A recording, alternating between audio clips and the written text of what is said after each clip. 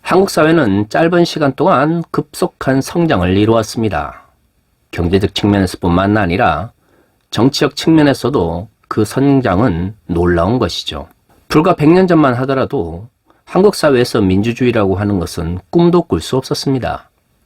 하지만 21세기 한국 사회는 동북아시아뿐만 아니라 아시아의 과거 식민 지배를 받았던 많은 나라들의 모험이 될 정도로 성숙한 민주주의를 만들어가고 있습니다.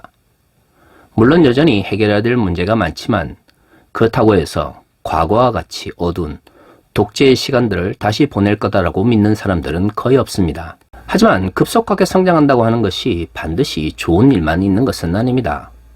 모든 사회적 현상이 양면성을 가지고 있고요. 부정적 측면과 긍정적 측면을 가지고 있는 것처럼 급속하게 성장한 한국 사회는 긍정적 측면뿐만 아니라 어두운 측면도 가지고 있는 것이죠. 급속한 성장의 가장 어두운 측면은 한국 사회에서 극단적인 주장이나 생각들이 많은 이들에게 잘 먹힌다고 하는 것입니다. 이것은 사회적 합의나 또는 다양한 의사소통을 가로막는 중요한 역할을 감당하고 있습니다.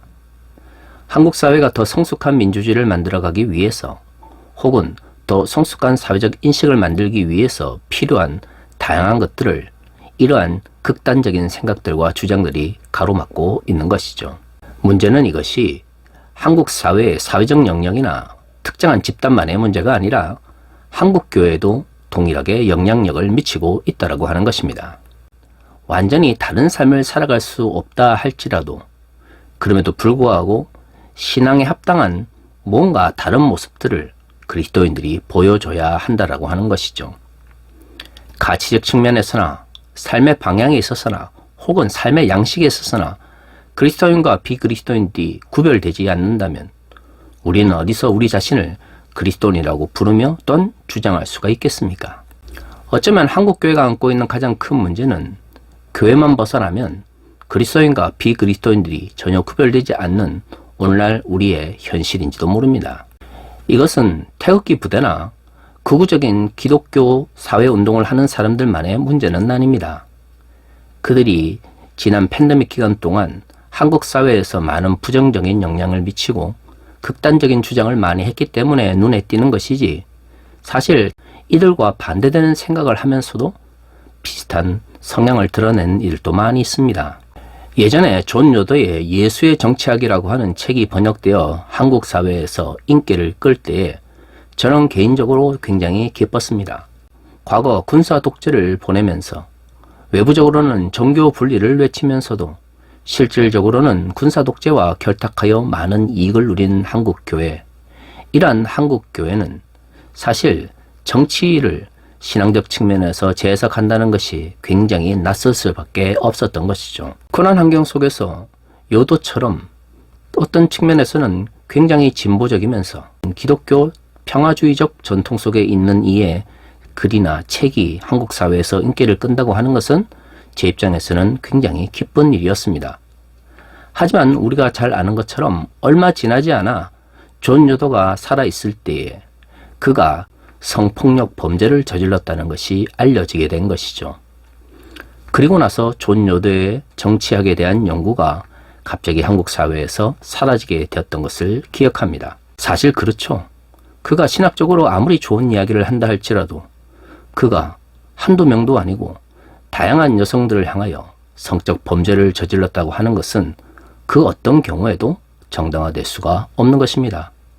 더구나 진보적이거나 혹은 기독교 평화주의적 관점 속에서 그리스도인의 정치적 영역에서의 실천을 이야기했던 사람의 이론은 더더욱 그러한 범죄와 연결시켜서는 받아들일 수 없는 것이죠. 최근에 다시금 존 요더의 예수의 정치학이 주목을 받는 일이 발생하고 있습니다. 제가 반대하는 것은 존 요더의 책을 읽는 것 자체가 아니라 그의 잘못을 어떤 형식으로 간에 종교적으로 정당화하려고 하는 분위기가 형성되고 있다고 하는 점입니다. 대체적으로 그런 분들은 이렇게 주장합니다. 20세기의 유명한 신학자들 중에서 불륜을 일으키지 않은 신학자들도 없고 또한 불륜을 일으켰다고 해서 그들의 신학이 의미가 없는 것이 아니지 않느냐라고 말이죠. 저는 그러한 주장을 들을 때마다 참 마음이 아픕니다. 개인적 윤리와 사회적인, 특히 공적 영역에서의 집단적인 성범죄가 동일한 것으로 평가받을 수 있다고 생각하시는지 정말로 궁금합니다. 한국 사회의 가장 부정적인 측면, 즉 자기가 좋아하는 혹은 자기가 속해 있다고 생각하는 진영의 사람들을 위해서 극단적인 주장을 해도 먹히고 받아들여지고 있는 잘못된 사회적 분위기에 한국 교회가 일조하고 있지 않느냐라는 생각이 들기 때문입니다. 왜 사회적인 왜곡된 현상을 한국 교회가 그대로 받아들이고 그 문제를 해결하지 못하고 있을까요? 제가 생각하기에는 우리가 믿고 있는 복음이, 아니 우리가 하나님 나라의 복음이라고 말하는 그 복음의 가치가 교회 내에서만 제한되고 또한 그것에 갇혀 있기 때문이라고 생각합니다. 세상에 나아가 복음이 어떻게 선포되어지고 받아들인지에 대한 진지한 성찰과 또한 고민들이 이루어진다면 사회적 변화 속에서도 복음은 더 긍정적인 변화들을 만들어낼 수 있었을 것입니다.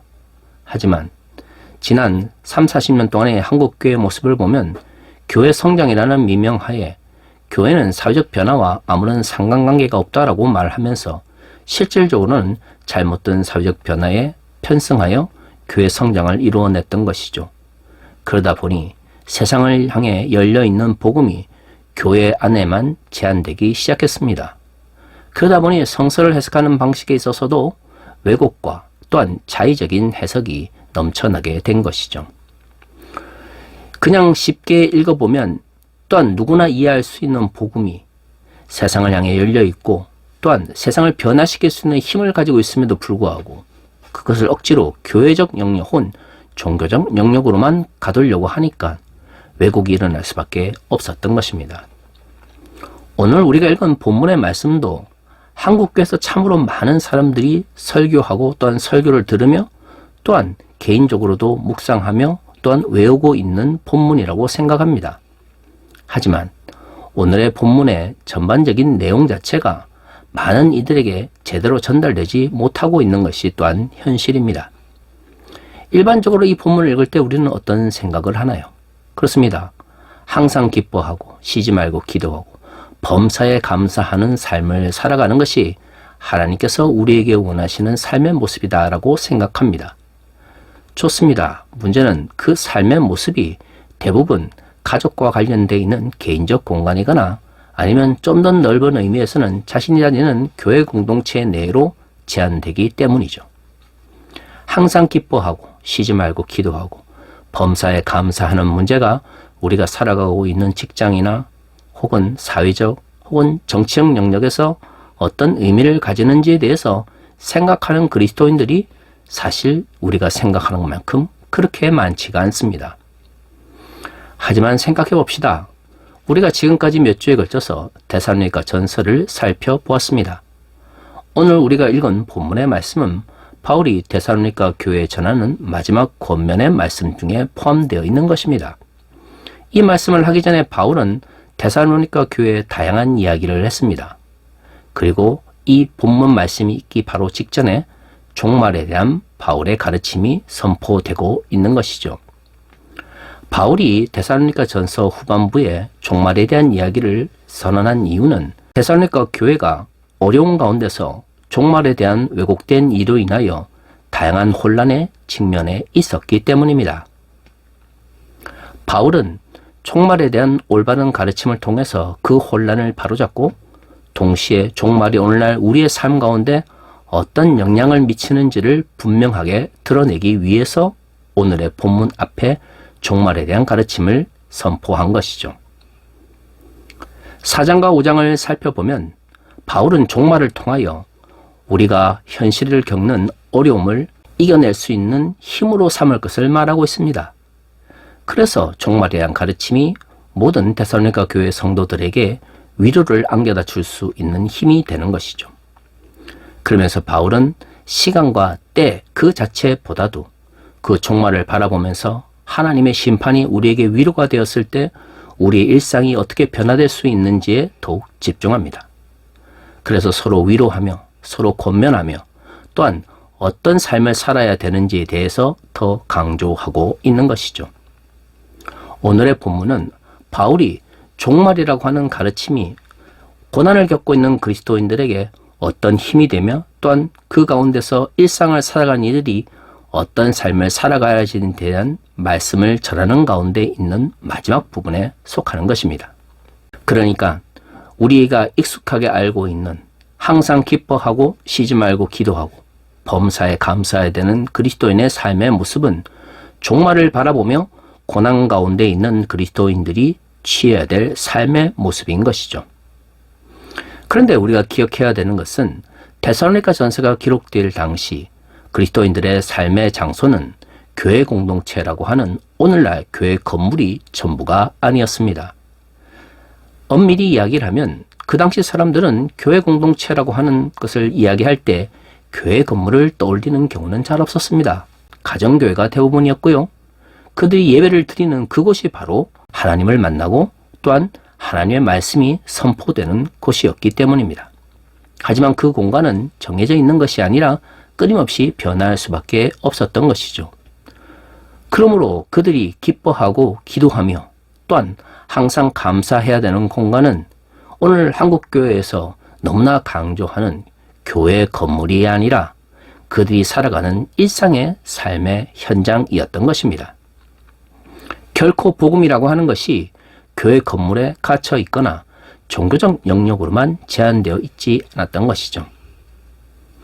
하지만 신기한 게도 한국 교회는 이러한 2000년 전에 데살로니가 교회 성도들의 삶의 모습을 온전히 잊어버리고 있습니다. 그러면서 우리 교회 사람들끼리만 또는 자신이 살아가는 개인적 혹은 사적 영역에서 만나는 사람들끼리만 기뻐하고 기도하고 감사하면 되는 것처럼 가르치는 것이죠. 이 가운데서 수없이 많은 왜곡이 일어나게 됩니다.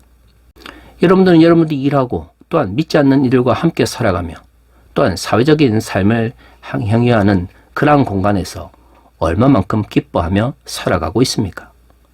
그 가운데서 기뻐하기 위해서 바울은 종말에 대한 가르침을 선포하였습니다. 비록 사회적 영역이나 정치적 영역에서 혹은 경제적 영역에서 어려움이나 불의를 만든다 할지라도 그리스도인들은 그렇게 똑같이 행동하지 않아야 하는 것이죠. 왜냐하면 예수 그리스도께서 우리가 알지 못하는 그날 도적처럼 임하시기 때문입니다. 종말에 대한 가르침은 바로 오늘날 우리의 일상이 얼마만큼 하나님 나라의 가치를 향하여 달려가는지를 강조하기 위한 것입니다. 하나님 나라의 가치를 알고 있기에 그리고 그걸로 인하여 고난을 받지만 결국 종말의 때에 예수께서 그 모든 삶의 가치를 인정해 주실 것이기 때문에 우리가 일상 속에서 기뻐할 수 있는 것이죠. 그런데 과거 이 항상 기뻐하라고 하는 말씀은 그저 교회만 오면 기뻐해야 되고 교회에서 발생하는 다양한 불의함과 잘못에 대하여 침묵하고 그리고 그저 목사님의 말씀에 아멘으로 화답해야 된다라고 하는 왜곡된 가르침으로 변질되었었습니다. 왜 그런 식으로 복음이 변질될까요? 그렇죠. 세상 속에서 기뻐해야 될 그리스도인들의 삶의 모습을 교회적 영역이나 사적 영역으로 제한시키기 위한 것이었습니다. 결국 그 모든 것들은 교회 성장을 위한 도구화의 한 방법이었던 것이죠. 하지만 그래서 과연 그리스도인들의 삶이 교회적 영역 내에서도 더 기뻐하게 되고 사적 영역에서도 믿지 않는 이들보다 더 행복한 삶을 누리고 있습니까? 복음을 왜곡시키면서 현실과 타협하는 다양한 가르침들은 그 당시로는 굉장히 이익이 되는 것 같고 뭔가 이해관계 속에서 더 나은 방향으로 나아가는 것 같지만 결국에는 교회를 왜곡된 방향으로 이끌고요. 몰락의 길로 내밀게 되는 것입니다. 쉬지 말고 기도해야 되는 공간도 결국에는 가정 내에서 조용하게 묵상하는 공간뿐만 아니라 우리가 현실을 살아가는 그 모든 삶의 공간 속에서 하나님께 기도해야 하는 것이죠. 기도란 인격적인 하나님을 만나기 위하여 내가 준비하며 영적으로 하나님께 나아가는 시간입니다. 그러면 우리의 삶의 대부분이 사회적 영역이나 정치적, 경제적 영역에서 이루어지는데 하나님을 만나는 것이 굳이 사적 영역이나 혹은 개인 혼자 있을 때만 만나야 하는 것일까요? 그렇지 않습니다. 그것은 쉬지 말고 기도하는 것이 아니죠. 한국교회에서 말하는 쉬지 말고 기도하라는 것은 그저 교회에 열심히 나와서 많이 기도하라는 의미로 왜곡되어 사용되었습니다. 하지만 우리의 삶의 영역이 사적 영역이나 종교적 영역이 전부가 아닌 것처럼 쉬지 말고 기도하려면 우리가 살아가는 모든 경제적, 사회적, 정치적 영역에서도 기도할 수 있는 마음과 자세가 있어야 하는 것이죠. 그렇다면 그 영역에서 어떻게 기도하는지 여러분들은 배우신 적이 있습니까? 과연 한국교회에서는 사회적, 정치적, 경제적 영역에서 어떻게 기도하며 어떻게 실천하며 살아가는지를 가르치고 있는지요? 그렇지 않기 때문에 아무리 오늘의 말씀을 강조하여도 그저 좋은 말씀으로, 또한 2000년 된 데살로니가 교회 사람들의 상과는 아무런 상관관계가 없는 말씀으로 우리에게 다가오고 있는 것입니다. 범사에 감사라고 하는 것이 그리스도의 뜻이다라고 가르치고 있습니다. 범사란 게 무엇입니까? 모든 일에 있어서의 감사를 말하는 것입니다. 하지만 한국교회에서 말하는 범사란 그저 교회에 나왔을 때 혹은 교회와 관련된 일들일 뿐이죠. 그것이 어떻게 범사가 될 수 있습니까? 범사란 우리의 삶이 긍정적 측면에서로 변화되거나 아니면 어려움을 당했을 때도 포함되는 것입니다.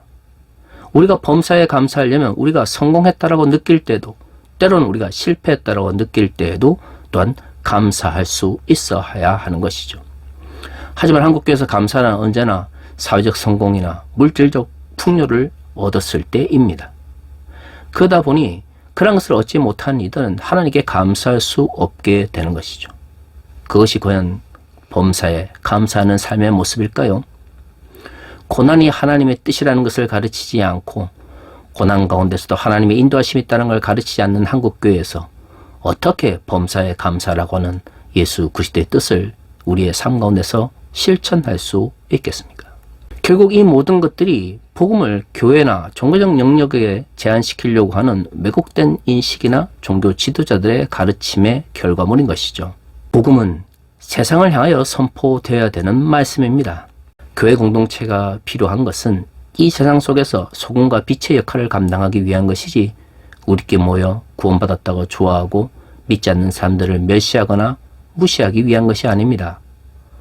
세상을 향해 열려있는 복음을 교회 안에 가두다 보니 복음이 왜곡되고요. 그러다 보니 극단적인 주장들과 생각들이 넘쳐나는 세상의 부정적인 영향력에 교회가 제대로 반응하지 못하게 된 것이죠. 그 결과가 무엇입니까?